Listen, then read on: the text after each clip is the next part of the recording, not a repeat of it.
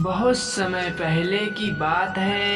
एक छोटे गांव में पीपलपुर नाम का गांव था। इस गांव की खास बात यह थी कि यहाँ एक बहुत ही पुराना और रहस्यमय पेड़ था, जिसका नाम था जादुई जामुन का पेड़।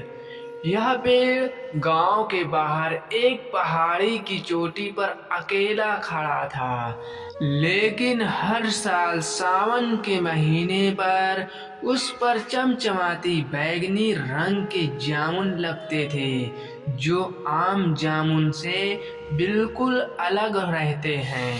गांव के बड़े बुजुर्ग कहते हैं यह पेड़ हजारों साल पुराना है और इसके फल खाने वाले को अद्भुत शक्तियां मिल जाती हैं, जैसे पशु पक्षियों की भाषा समझना, हवा में उड़ना या अदृश्य हो जाना, गायब हो जाना। लेकिन इस पेड़ के पास जाने की किसी में हिम्मत नहीं थी, क्योंकि कहते हैं कि रात में पेड़ के पास एक बूढ़ा साधु बैठ जाता, जो जादू की परीक्षा लेता था। एक दिन गांव के एक होशियार और निडर लड़के, जिसका नाम अनय, वह तय किया कि वह इस रहस्य से पर्दा उठाएगा। वह रात को चुपचाप उस पहाड़ी पर गया। जैसे ही वह पेड़ के पास पहुंचा, सच में वहां एक चमकता हुआ बूढ़ा साधु दिखाई दिया। उसने अनय से पूछा, तुम कहाँ जाते हो बालक?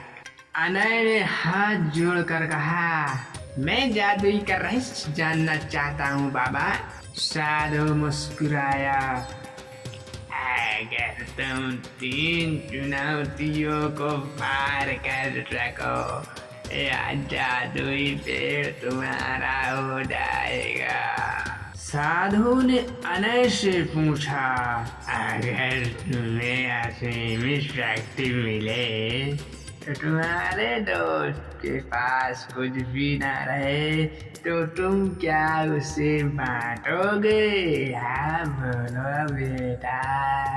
अनय बोला, अगर मेरे पास सच में शक्ति होगी तो मैं सबके लिए कुछ न कुछ अच्छा करना चाहूंगा। शक्ति अकेले रखने से कोई उसका अर्थ नहीं होगा। साधु ने मुस्कुराकर सिर हिलाया। साधु ने एक घायल खरगोश अनय के सामने रखा और बोला, क्या तुम इसे ठीक करके जंगल में वापस छोड़ सकते हो? अनय ने खरगोश की मरहम पट्टी किया और उसे खाना खिलाया, फिर सुरक्षित जंगल में छोड़ आया। तीसरी चुनौती यह है कि अपने आप का स्वार्थ छोड़ने की चुनौती। आखिर में साधु ने कहा, अब मैं तुम्हें जादुई जामुन देता हूँ बेटा, इसे खाओ और शक्ति लो। लेकिन अगर मैं लगे कि किसी और को इसकी ज्यादा जरूरत है तो क्या तुम करोगे? अनय ने थोड़ी देर सोचा और बोला, अगर कोई ज्यादा जरूरतमंद है तो मैं ये फल उसे दे दूंगा। साधु ने आंखें बंद की और जब खोली वह गायब हो गया। तभी जामुन के पेड़ चमकने लगा और उसका फल धीरे धीरे नीचे गिरने लगे। अनय ने देखा, अब पेड़ पर लिखा था, सच्चे दिल वालों को ही असली जादू मिलता है। अनय गांव लौट आया। उसने जादुई फल का इस्तेमाल किसी को नुकसान पहुंचाने के लिए कभी नहीं किया।